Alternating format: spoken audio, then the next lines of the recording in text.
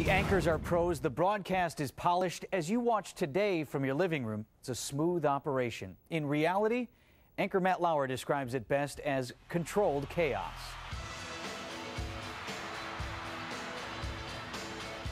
This is Today on NBC. Also ahead, if you want to live to 100. On This Today, two couples from Wisconsin on the plaza. It's just exciting to be here, and we're so close to everything. It's just fun to see it. They saw what we saw.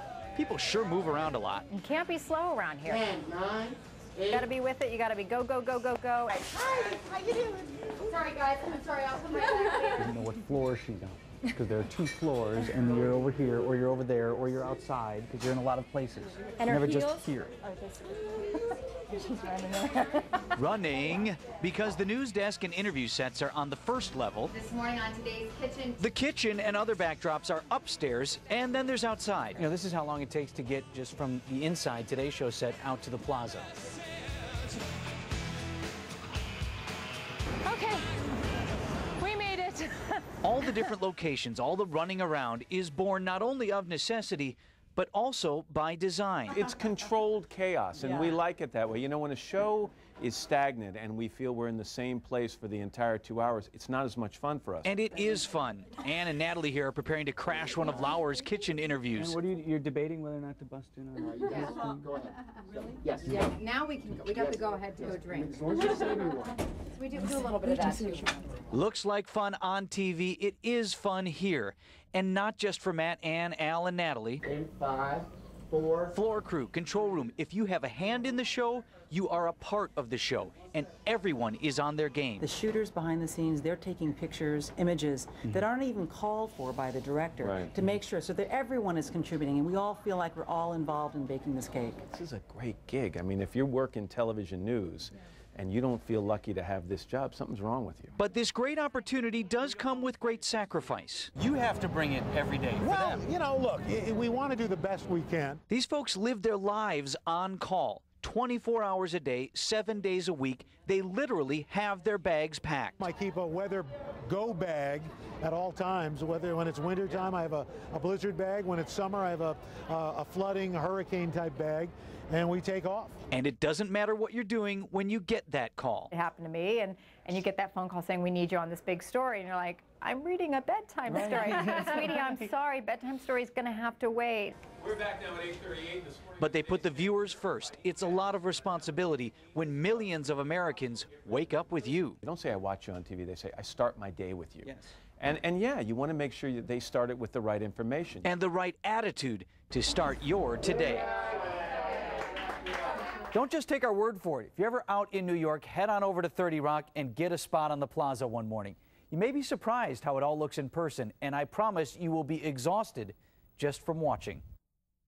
You're right about that, Vinny. Thanks. And coming up tomorrow on Live at Daybreak, we talk to a local food stylist who has a hand in those mouth-watering cooking segments on the Today Show. Yeah, she's from here. She grew up here. We're sitting there, and she says, "Oh, hey, my parents watch you guys." And we're in New York, that's so right? I neat. know. Good to see There's you. always folks from Wisconsin everywhere, right? Yeah, absolutely. It was neat that you found that couple as well in the crowd. They came out and said to us, you know, well, maybe there'll be some Wisconsin people out in the crowd. We're like, oh, for sure there will be. There always are. Right? Absolutely. You know what else? There's always...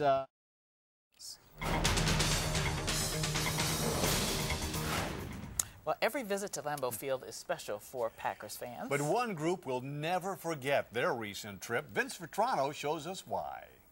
There are a lot of ways to raise money for great causes these days, but organizers said it all in the title. This is the ultimate Lambeau Leap. The majestic home of the Green Bay Packers. Looks pretty high, doesn't it? Yeah, from here, I bet it's higher up there.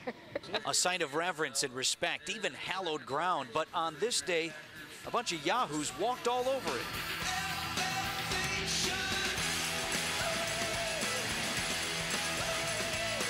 Dozens of brave souls took the elevator to the top of Lambeau Field, knowing they would not take the elevator down. Are you sure? Not yet. You're not sure, are you? I am not sure yet, no. I am not. I'm afraid of ladders. Why am I doing this? Everyone answers that question a bit differently, but there is one common theme.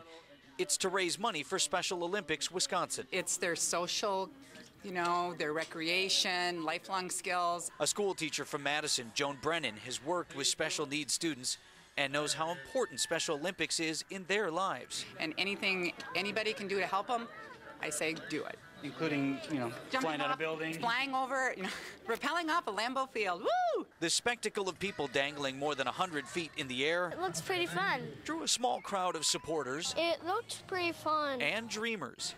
I would so do it. What about you, Guy? It looks cool, but I would probably puke if I came up there and looked down. Trust me, that's a little closer to reality. A quick training lesson. Right hand's gonna go here. Then off to the roof. Can't see my Batman now. I'm Batman. After that, things move pretty Vince fast. Vitrano is coming down the blue line. He's wearing all black. Go ahead and start walking down that wall. I'm walking down the wall of Lambeau Field. Walk down that wall of Lambeau Field. Those first steps are the toughest, overriding the body's natural tendency to want to, well, not go over the edge.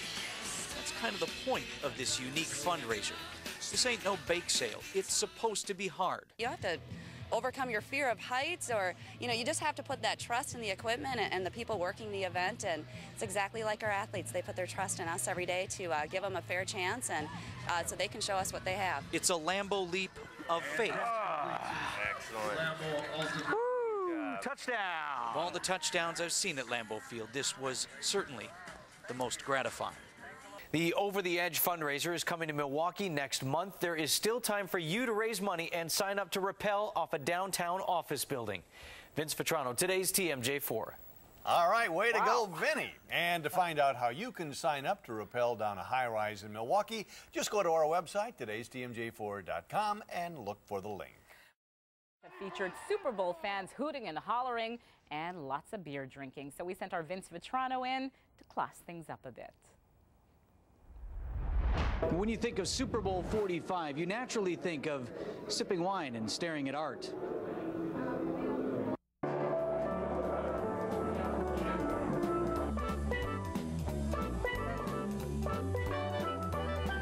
Well, you all look real fancy for this football party, don't you? Well, we try.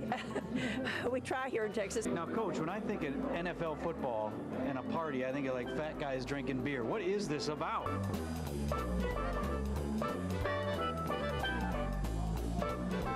No beer at this party. Super Bowl winning coach Dick Vermeil got into the other family business, wine. The NFL sort of is a beer image, but there are a lot of great wine drinkers that are great NFL fans. And who would have thought? I was an art major in college. NFL films guy Steve Sable, an artiste. The theme of my art is really brutes and babes. And as you see, it's the guts and glory of football. You see the football players, but there's always pretty women. Maybe there is something to fancy football parties.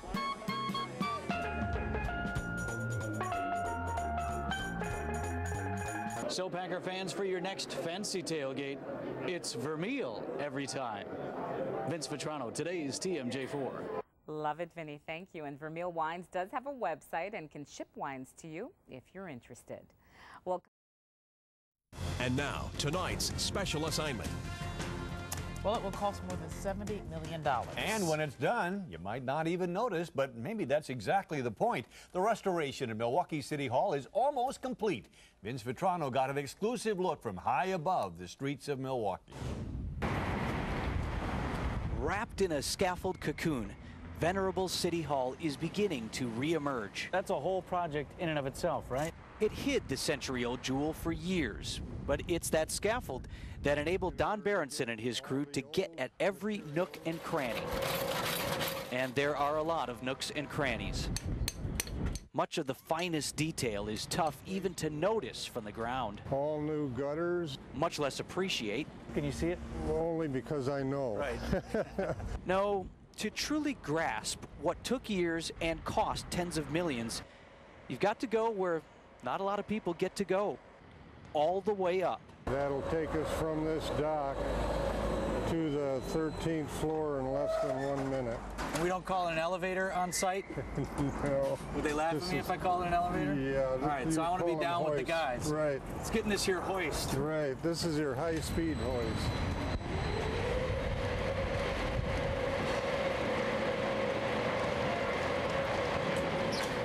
13th floor more than 300 feet in the air. Pays to be short on the construction site. Walking on scaffolding. 70,000 individual pieces that came together like an erector set.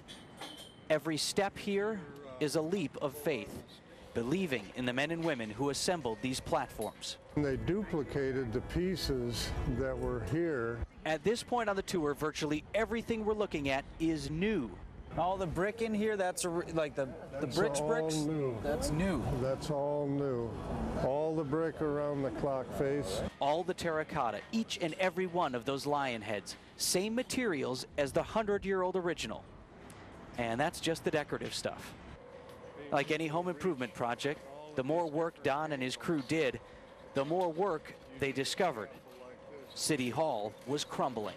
Well, it had deteriorated to the point where when they started to remove the copper, we found out in some places the old book tile was really what was holding the copper in place, and the two were coming out together. New copper, new tile, new steel, new bricks. Hard work, harsh winds, and frigid winters.